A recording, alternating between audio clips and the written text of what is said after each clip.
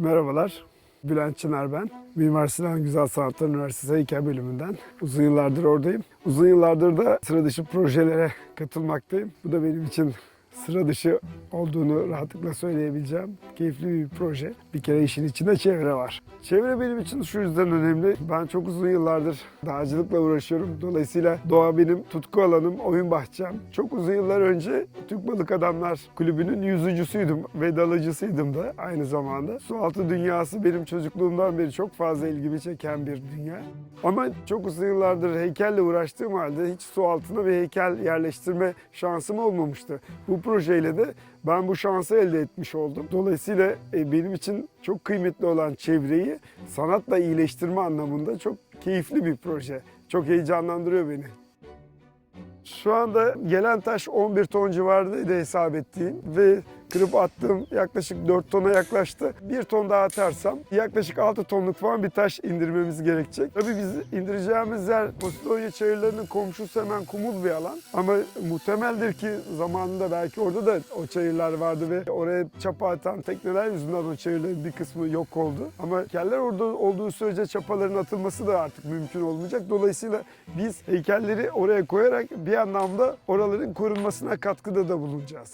Batıklar aslında bizim Bodrum kayıklarının atası gibi. Sonuçta bildiğimiz bu Serçe Limanı batığı, Uluburun batığı gibi batıklar baktığınızda form olarak zaten çok heykelsi bir forma sahipler. Bunlar şu anda kullanılan Tirhandil'in atası olduğu için bunlara da bir gönderme yapmak üzere, batıkların da tarihi değerlerine bir gönderme yapmak üzere bir tasarım yapmak istedim. Kendi tasarım nosyonum içinde çevresel etkilere çok parmak basan bu çatlamış su damlaları gibi figürler yaptığım son dönemde aslında yine bir Tirhandil'i seçmek ve bunu çatlamış gövdeye sahip bir forma dönüştürmeyi çok istedim. Çünkü üzerinde de bir yükü var. Yükün kendisi de bir su damlası. Suyun altında kocaman bir su damlası taşıyor. Çok ironik tabii. Kendisi de susuzluktan çatlayıp batmış gibi. Aslında burada Tufan Turanlı hocamızın da etkisi var. Sonuçta Serçe Limanı batığındaki buluntularda çok sayıda cam parçalarının bulunması, bunların birleştirilmesi konusu çok ilgi çekiciydi. Merhabalar Tufan Hocam. Geldiniz. Nasılsınız? Tufan Turan. Bülent Çınar ben. Hocam. Bahçede oturalım mı?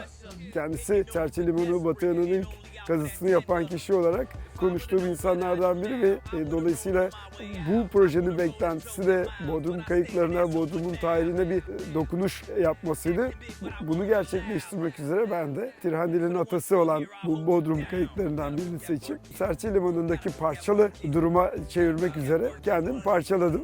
Şimdi hocam ben bir tasarım yapmıştım. Tasarımın aslında içeriğinde çevresel etki var fakat hani bu çok parçalı buluntular beni etkilemişti. Arkeo dedektif şeklinde çalışıyorsunuz siz tabii. Oradan neler çıkarıyorsunuz kim bilir ne ipuçları Ama yakalıyorsunuz. sizin çalışmanız da çok önemli. Çünkü bunun içine bir de hayal gücünü katıp onun yorumlanması bence o eserin çıkarılmasından çok daha da fazla. Teşekkürler Ve hocam. çok da değerli. Bunların sonuçlarını biliyorum. Daha önümüzde uzun yol var ama görmek için de sabırsızlanıyorum doğrusu. Şimdi sizin o parçalardan bütüne doğru hikayeniz hocam beni etkiledi tabii. Burada dediğim gibi çevresel etkiyi de biraz tarif etmek üzere tekneyi sanki kurumuş toprak gibi binlerce çatlağa ayırarak yarım bir tekne şeklinde işte batıp da yan devrilen tekne gibi kurguladım. Bu parçalar sanki toprağın çatlaması şeklinde fakat aslında bir yandan da deniz altındaki flora ve faunaya hizmet edebilecek şekilde o boşlukların deniz yosunlarıyla ve Güzel. balıkların yuvaları olması için o boşlukların özellikle açılması işime geliyor. Çünkü çok temiz bir yüzey yapmak Boyutları nasıl istemiyorum. olacak bunun? Bu mermer bir heykel olacak hocam yaklaşık 3 metre. Yükseklik ne kadar mesela? O yükseklik 1 metre kadar hocam. 1 metre. 1 metre. Arka tarafında tabii bununla kontrast oluşturacak şekilde aslında bir su damlası taşıyor bu.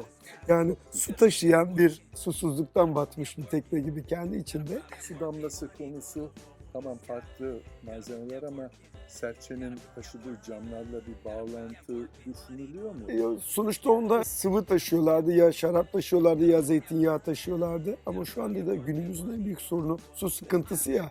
Ben biraz ona vurgu yapmak için bu su sıkıntısını çok görünür hale getirmeye çalışıyorum. Ve burada kullandığım formlarda hani susuzluktan çatlamış, batmış bir tekne fakat kendi yükü su. Bu ironiyle Güzel.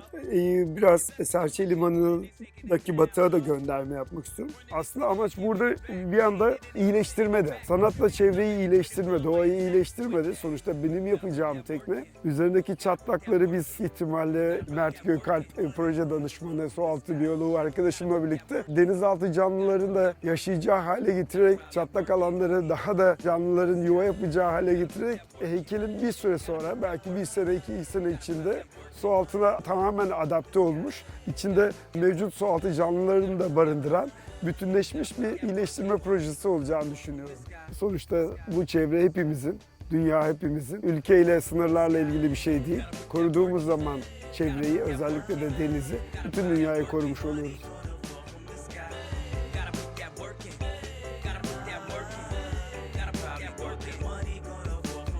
Drafted up that blueprint, packed it up and then moved it. You acted up and then blew it, almost actually made me lose it. I gradually made improvements, in spite of all of your foolishness. I had the passion to do it, last to talk, me the first to prove it.